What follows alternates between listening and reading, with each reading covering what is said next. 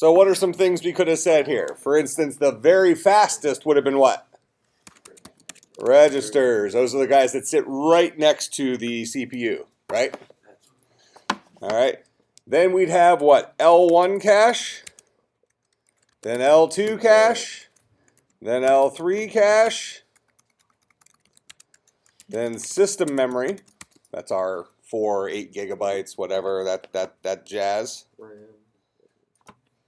Okay, so yeah, our RAM, however you want to think about it.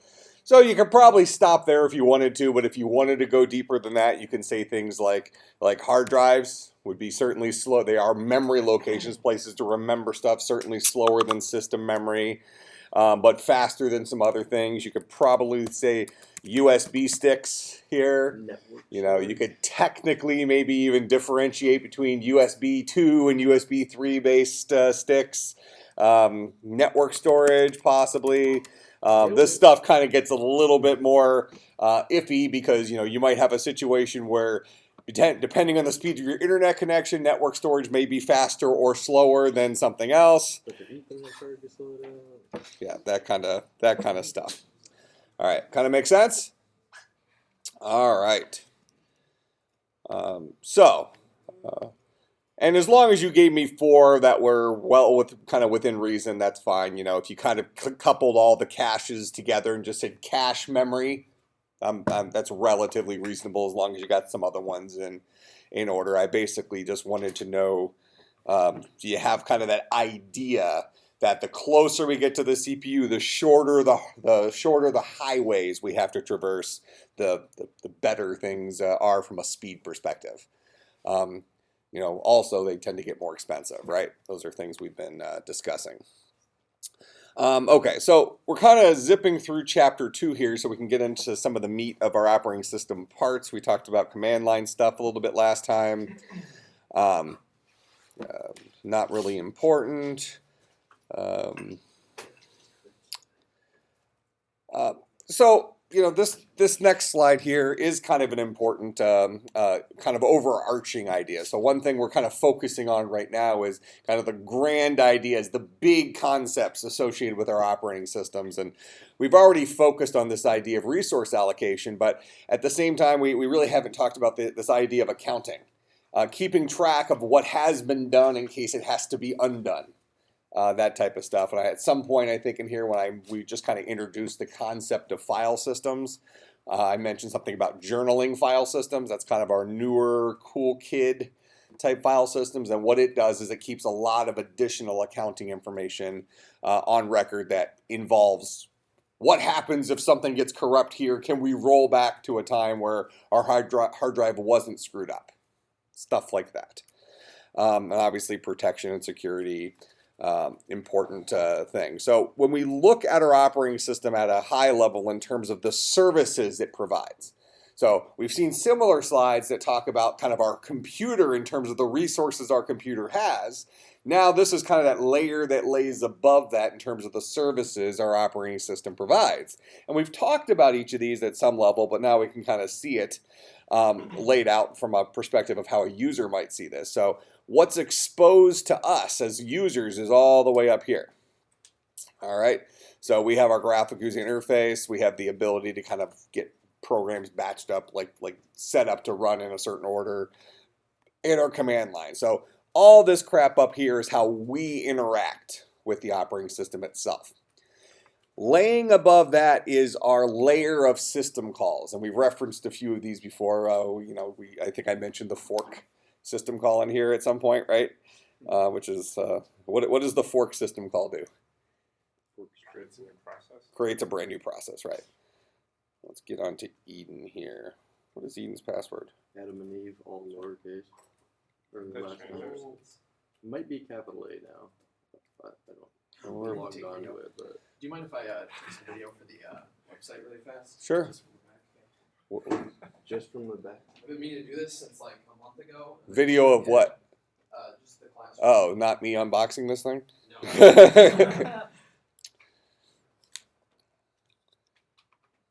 No. All right, so fork system call is an example of a system call where it spawns off a process on our computer, but we can certainly understand that there's going to be a lot of other system calls that do things, right? So these system calls are the way that the core operating system, so let's call this well, really this would be our kernel down here, but let's just say the reality is our kernel is all this stuff here.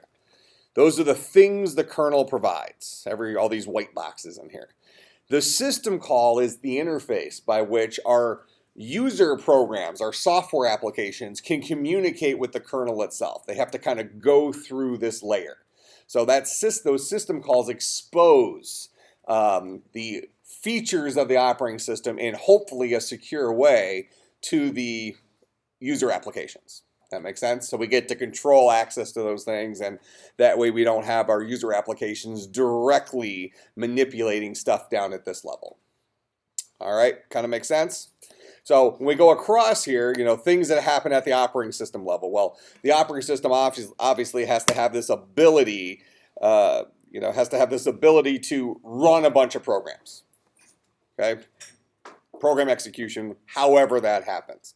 We have to be able to do I/O, get crap from the user, send crap back to the user, that kind of stuff. We have our file systems. That's our ability to store crap on the computer. So file systems are going to be associated with our hard drives, our floppy drives, as if they exist, USB sticks, external USB drives, that kind of stuff. Okay, so file systems, how do we store crap? I/O, how do we get stuff from external sources and send stuff to external sources? Program execution, make things run. Communication is a generalistic term, but what are all the different things we might communicate with with our computers today? It's a lot bigger than it used to be, right? Fans, temp sensors. Okay, yeah, I wasn't even thinking about that stuff. So certainly we have on our computers today, we have all these like sensors that talk about the heat of our CPU, the heat of the hard drive. So certain things can shut off before bad things happen. That kind of stuff. So with that in mind, that's some communication that's occurring right there locally on the machine. What else? Bluetooth. Other machines over a network, Bluetooth devices that are kind of within range, machines that are across the internet. For some of you who have who are working off campus and things like that, you might remote into machines or have a VPN where you connect to an external network. So our computers today are having to connect to all sorts of different things that we never had to connect to before. Let me get this in here.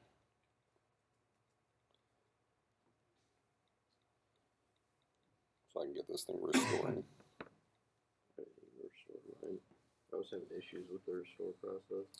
Well, I'm sure I'll have issues with the restore process, but that's a whole different. Like it just would not connect to their server. Okay, we talked about command line last time. We do have this idea of something called a shell. Have any of you ever done any web hosting stuff where the web host says we give you shell access? Have you seen that before or heard of that before? So the shell is, if we go out here to terminal, this is what would be called the shell. So the terminal is our command line interface.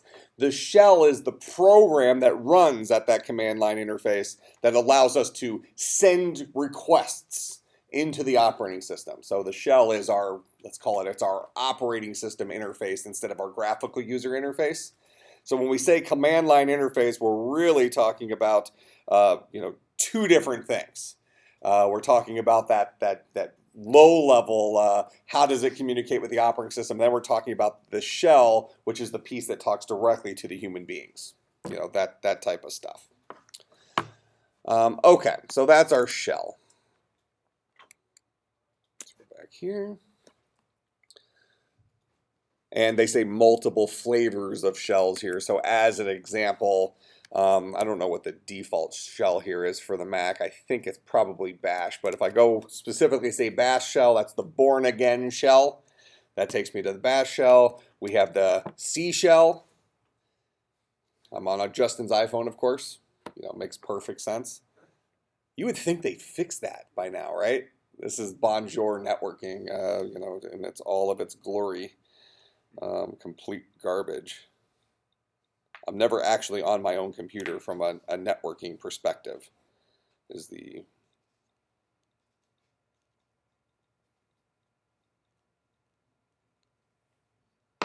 should get that cooking. Okay.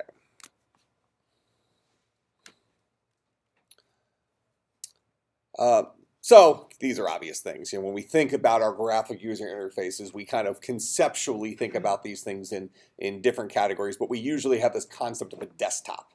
Although in some ways, Windows 8 kind of made that go away to a little bit of an extent. It kind of blurred that idea of a desktop. But in general, when we think of desktop, what are we thinking of?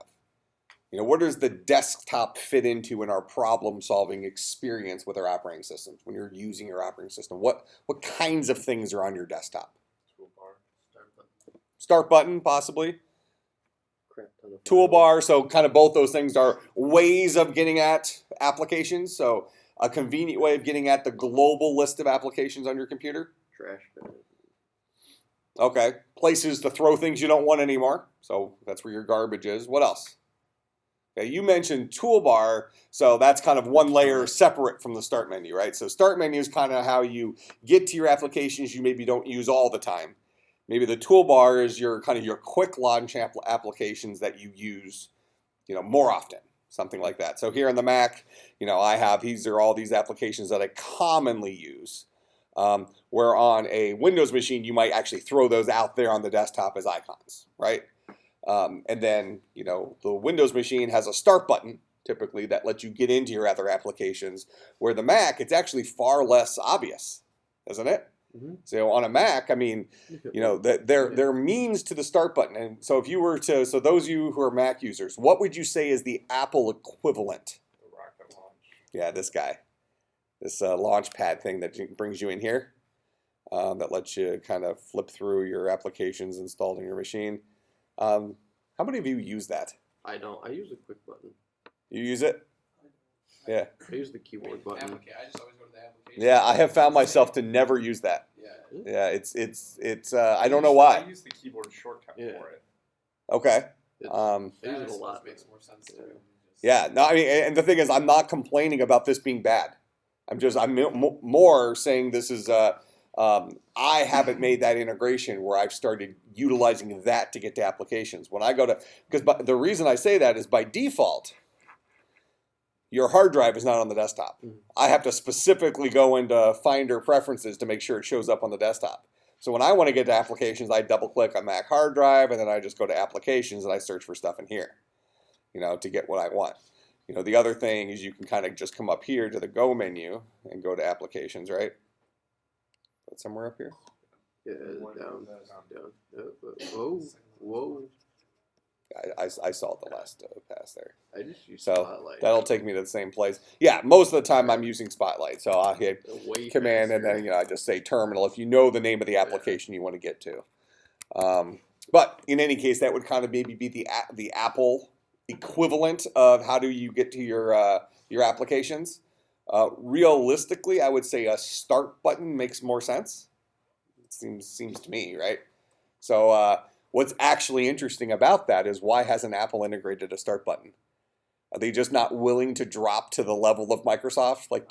Is it that they're not willing to agree that Microsoft has something intelligent? Copyrighted? I don't think you can copyright a button that says Start. Apple Yeah, see, I users think would it's freak out. They've been doing that for so long versus or Microsoft's been doing their start button for so long that's become That's their thing, kind of. It would be nice if they could come up with I think there's a better solution than the launch pad, or not necessarily the start button. Yeah, it's almost like it's like the Launchpad makes sense because this is kind of the smartphone collection of icon type perspective. And I don't think this guy lets you make folders yet, does it? Yeah, the Microsoft Other. Oh, yeah, it does let you make folders. Mine's So I was about to say that would be nice. So it's really trying to do what we're doing on the iPad, right? Mhm. But the reality is because you have to go through that one extra layer to get there. But you're saying you use the command line shortcut, so that gets Actually, you it's just one button. to which one is it? The guy up top? It's the one that looks like a grid. Yeah. Oh, except I have to hit function that to get to it on mine. weird. It'd be cool if you could put it like on a different desktop and have it just like the iPhone. I think doesn't this guy, if you go all the way to the left, does that have that?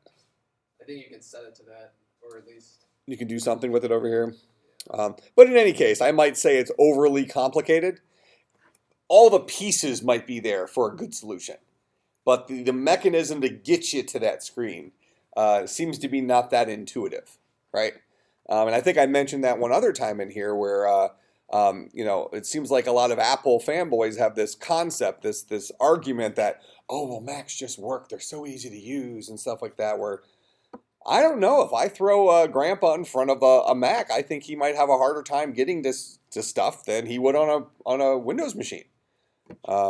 So I think that's kind of a weak argument, I guess, on the Apple side of things, and it does interest me why, since Apple seems to be so focused on human-computer interaction stuff. Any of you taking that class? Kind of it's a dry subject, but an interesting subject and a really important subject where, as computer scientists, things that we are kind of off our radar typically is how the interface actually encourages or discourages the users from using your technology in a certain way. We're all about function. We think, oh, as long as it works, it's good, right? We were at the CU launch event last night. We have two different teams from computer science there, and Sam was there last night and contributed a bunch of stuff, and we had another group that's working with me at it, and this is like a startup company, accelerator, incubator type thing.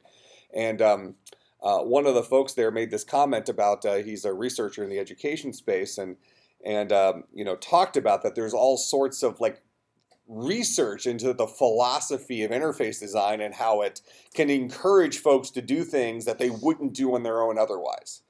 So almost like how important that interface is and how that interface works, not just how it looks. Where I think the normal computer scientist mindset is, oh, it just needs to look pretty and it's good. Because my product is that good, right? But if people can't figure out how to use it or don't accidentally use it in a way that's intriguing to them, they end up not really using the application. So something for us to kind of keep in mind. Obviously, right now, this idea of an icon that's kind of equivalent to like our file. They're here to stay. The way we get to applications is we either click or double click, depending on where the dude is on an icon, folders or organizational tools, whatever. All right. So we just looked at the Bourne shell. Actually, Bourne shell is just SH. That's the Bourne shell. So let's call that our original Unix shell. And the Bourne shell has its own programming language associated with it. Every shell does. It's going to be a C-like language, a language that looks kind of like the C programming language, but it'll still have its own scripting language. Then you have TS. You went from Brad's iPhone to Justin's iPhone? I was on Justin's before, I thought. Oh, no, I did. I did go from Brad's to TSH? TCH? Yeah, TCSH. So a whole bunch of shells. Everybody and their brother made a shell. And those of you anybody in here a Linux user? Okay, so Linux, you have even Linux. The default shell is typically Bash for the shell. When we talk about user interfaces, things are less clear, right? On Windows, you have the Windows user interface, graphic user interface. On the Mac, you have they're what they call Aqua, right? The Macintosh user interface. Well, on Linux, you get to choose which windowing system you'd like to use. And there's, let's say, I'll just round down and say 5,000 different options. And you have some common ones, so GNOME, KDE, are your, let's call them your big boys. They're your Apple, Microsoft ones. But, there's literally 30 or 40 different windowing systems that you can choose from, anywhere from ones that are kind of minimalistic. So minimalistic ones are going to be kind of geared towards folks that really spend a lot of time in the terminal, that do a lot of stuff from here. So it wouldn't be uncommon for you just to have 3 or 4 terminal windows open on your desktop. And that's how you use your computer. And that's kind of akin to what I talked about last time, where in our modern computing mindset, we're kind of stuck in this idea where the way we use the the most powerful way to use our operating systems is through clicking and that stuff, using the graphic user interface, where realistically, when you get out to the command line, if you understand Unix system commands and things like that, you can create very, very powerful things, really leveraging the idea of software development. So that's where that skill set really comes in, and really, and I think I mentioned it here before, why I think for IT, that console-based programming skill set is so important. Because most of the time when you're doing your IT stuff, when you're remoted into a router that's buried under the floorboards on the other side of campus, you're not going to be looking at a graphic user interface. You're going to be looking at something that looks like this. And you're going to have to, figure out how to, look at different reports, run a command to see what the current stuff that's happening on that router is, that kind of stuff. Because most of these routers are running a version of Unix, a version of Linux, and exposing a command line interface. So something that, a skill set that I think a lot of IT folks have this assumption that programming isn't something they need. Or I can make a reasonable argument that you might need it as a general purpose problem solving tool more so than a traditional computer science person who's building, let's say, business applications, who can leverage a lot of kind of auto create tools.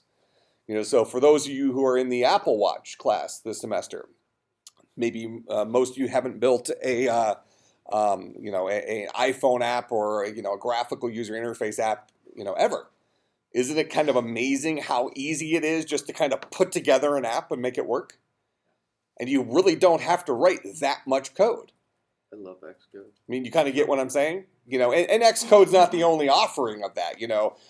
Most of you who had software engineering probably use Visual Studio, right? A fairly similar experience. Drag a button onto the screen, double click on it, boom, write the code that you want to happen when the button gets clicked, right? And you're just doing that. Okay, so realistically, that pure computer science, that traditional computer science skill set, is really afforded more power tools than that IT skill set is. The IT skill set, you're down in the trenches. You're working with things that you don't have physical access to that computer. You're at the, imagine the situation when you have a switch or a router that's down on, let's say you're an IT person here on campus, a switch or a router that's down on campus, and the campus network is down. Right? So now you can't even remote into that switch. You have to physically put yourself by that switch, connect into it through a serial cable with a laptop that you're there. I mean, you could be in a situation where you are laying under floorboards. This is why I don't go into IT, and I only fit into the large server rooms. Okay. But I mean, would you agree as a general maybe mindset that the people who are computer science traditional view the folks that are IT as that's the cop out? Is that a feeling? Maybe? Okay. And the IT folks sometimes view themselves as, I just don't like programming. So that's why I did IT. All right. So I want you to kind of get a clearer picture in your head that both of these are incredibly important professions. And one is not better or worse than the other. They're really separate sides of the same coin. I like to say that computer science is kind of 80% creation, 20% using what's been created, where IT is 80% using what's been created, 20% creation. But that 20% creation that you're doing is using very archaic type of situations like this, as opposed to our beautiful power tools we have on the software design side of things for traditional computer science folks. Yeah, go ahead. So would you consider console commands programming then? Oh, absolutely. Yeah. I mean, what if you had to give a generalistic definition of programming, what would you say? Well, that's what I don't. That's why. Okay, well, let's go all the way back to 150, and we're going to say that computer science is problem solving, right? Okay. Well, what's computer programming? Computer programming is the tool that we have to solve problems for a computer. So it's the tool that we have to tell a computer what to do. All right. So whatever tools we use. So whether if we're writing Java or we're writing Swift or whatever the programming language you're working with, if we're writing that code, we're solving our problems in terms of the tools that it's exposed to us and that we know about. But if you have that broad of a definition, couldn't you also say that any tool GUI tools are programming? Absolutely. Absolutely. I mean, computer programming is basically Legos.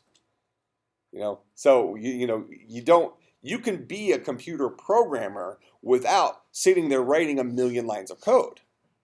I think most people would have this perception that, well, anybody who writes an iPhone application, they're a computer programmer, right? Well, as these Apple Watch people are seeing right now, for their applications, the amount of code is relatively small.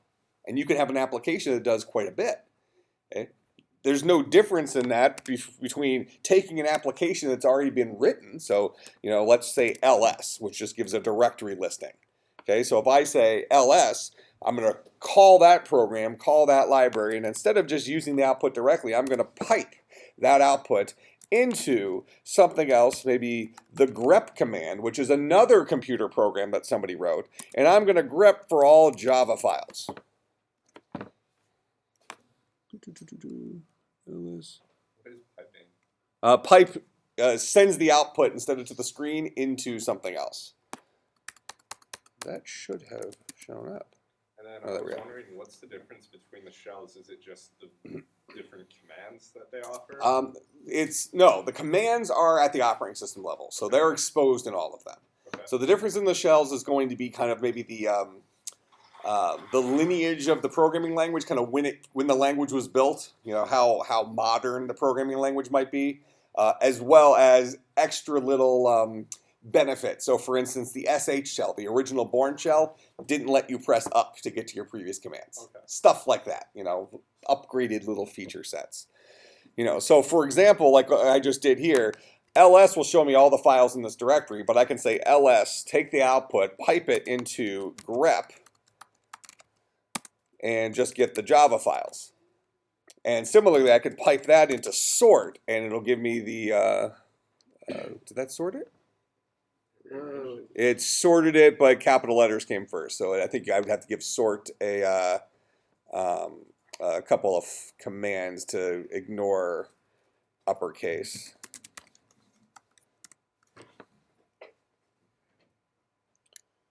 -F. So, you start seeing how you can it's Legos. Take this tool, take the output of that and throw it into this tool, take the output of that and throw it into this tool, so on and so forth. And who cares if, as an IT person, you didn't write the LS program, or you didn't write the grep program, or you didn't write the sort program. What you did write is this specialty little program that throws these guys together in a special way that gives you the output that you need. It's still a program, right? Still told a computer what to do. All right? We're still solving problems in terms of the tools that are available to us. Okay. Let's see here. We talked about Mac OS GUI. We've talked about this idea of system calls, and we kind of see where they live. It's our way of controlling access between our user applications and the actual kernel. What do we expose? What abilities can our user applications do? And what things are dangerous, and how do we handle those dangerous things? So whenever you have that little pop-up come on your screen on your computer where it's like asking, you have to put in the admin password in order to do this because whatever you're trying to do is really important and bad things can happen. Are you sure? That's because it's going through a system call that requires additional, washing its hands of it, covering their own butt type thing so that if bad things happen, life goes on.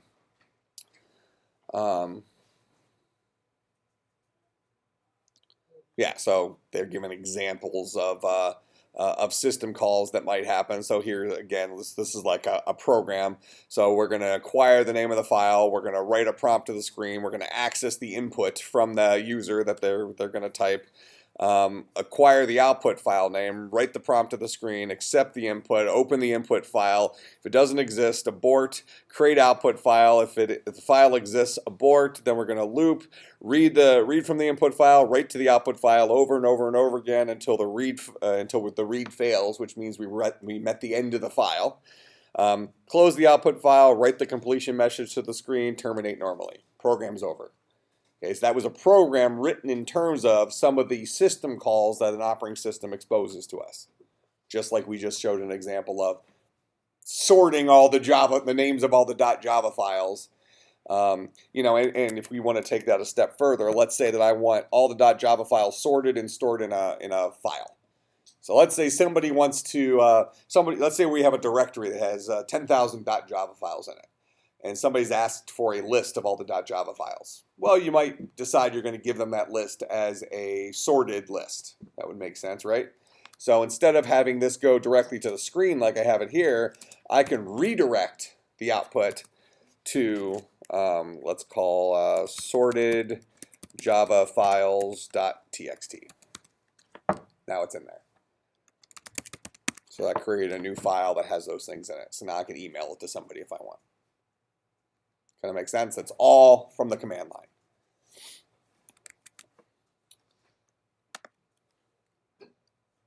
Okay, and typically all these things are exposed to us through a standard API. Okay, that's kind of our modern phrase for, well, it's an abstract programming interface, but at the end of the day, it's here is a collection of things that you're allowed to use, and here's what each one does.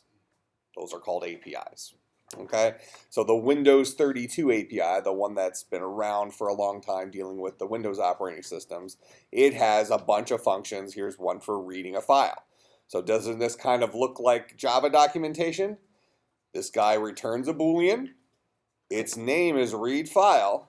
As parameters, it takes in a file handle. This is the file name. The buffer we're going to read crap into. How many bytes to read? The bytes that we actually read. And then whether or not we read like the same bytes more than once.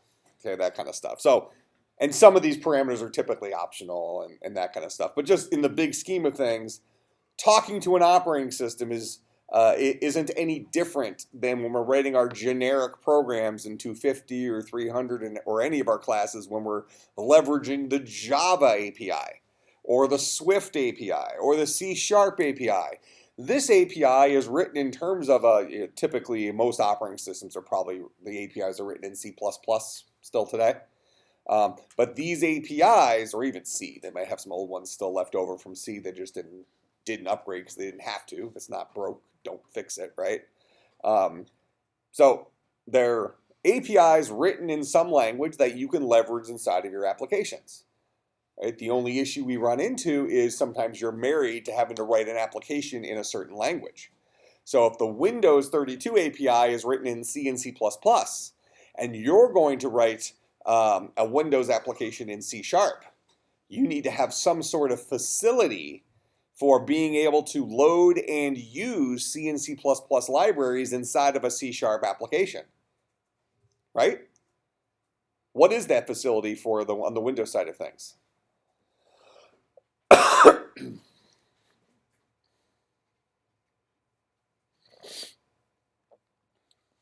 How many of you in here have used C# to some extent? Probably in the software engineering class, you dabbled, right? So C# fits into that .NET programming suite, right? So C# code is based on the .NET component architecture. Now Hexon's gonna watch this video. Now .NET has a whole bunch of languages in it, right? Okay, what are the languages that fall into the Visual Studio suite? C++ is the Visual C++ is the Microsoft Visual swing on C++. F#. Visual Basic. Visual Basic.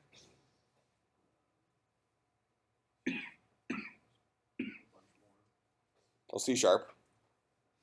Oh, I missed it. All right, so several languages, right? Okay, several languages, yeah, ASP.NET. So several languages are in there, but your big ones are going to be Visual C++, Visual Basic, and C#.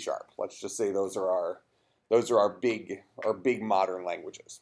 Okay, you can write a .NET application where part of the language is in Visual C++, or part of the application is in Visual C++, part of it's in Visual Basic, and part of it's in C#. Because ultimately, every one of those languages compile down to Microsoft Intermediate Language, missile code.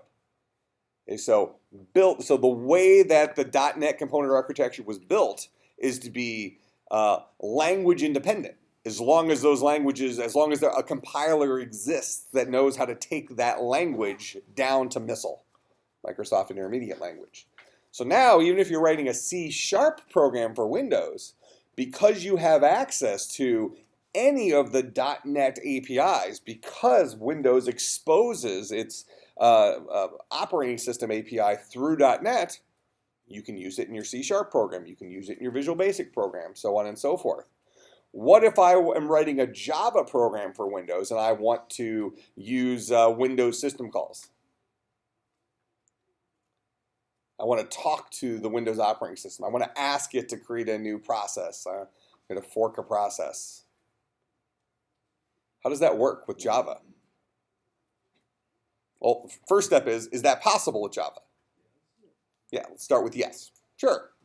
I mean, otherwise Java would be worthless. So we can write Java applications that in some way they do interact with the operating system. Otherwise it wouldn't be able to run on the computer, right? Okay. How does that interaction with the operating system occur?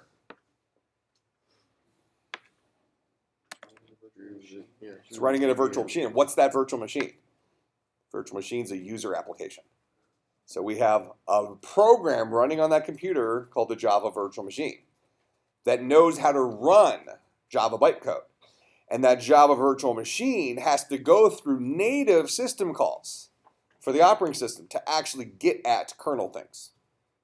All right? As opposed to .NET applications, they skip the step of having to go through that virtual machine. Instead, they act as that user application that's calling system calls directly and ultimately talking to the kernel. So a Java program is going to call system calls exposed by the Java virtual machine, which in turn will translate those calls into the equivalent system calls at the operating system level, which in turn will tell the resources of our kernel what to do. As opposed to C#, which just calls the system calls directly. That's that extra step that causes Java to be slow. So what exactly is the extra step? Yeah, I mean, you have your Java program, which then talks to the Java virtual machine, which is a user application, which then talks to the system calls, which then talks to the operating system. As opposed to C#, where the actual user application is your program, as opposed to the virtual machine. Okay, so it's skipping the visual component. Converting it to the system calls. Yeah, I mean, so with Java, you have your Java program, which talks to a Java virtual machine, which converts its system calls to these system calls, which talks to the OS. Where with C#, you'd have your C# program, which talks directly to the system calls, which talks to the OS. So there isn't that translation between Java system calls and actual OS system calls. So it's that extra little step.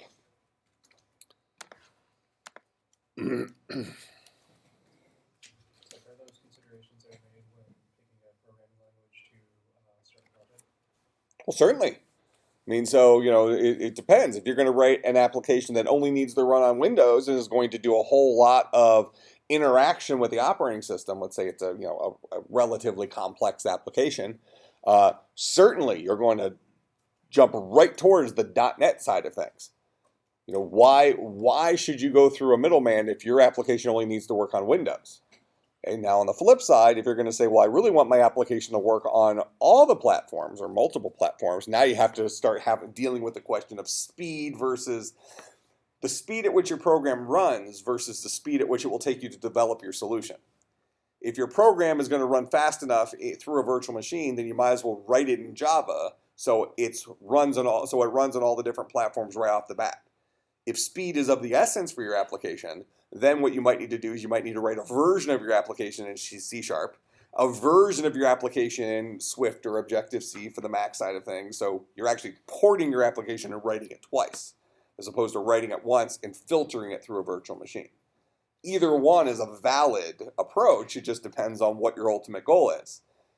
Is a little bit slower execution time because your application isn't solving some sort of crazy problem, okay, at the benefit of being able to get your application to all platforms more quickly?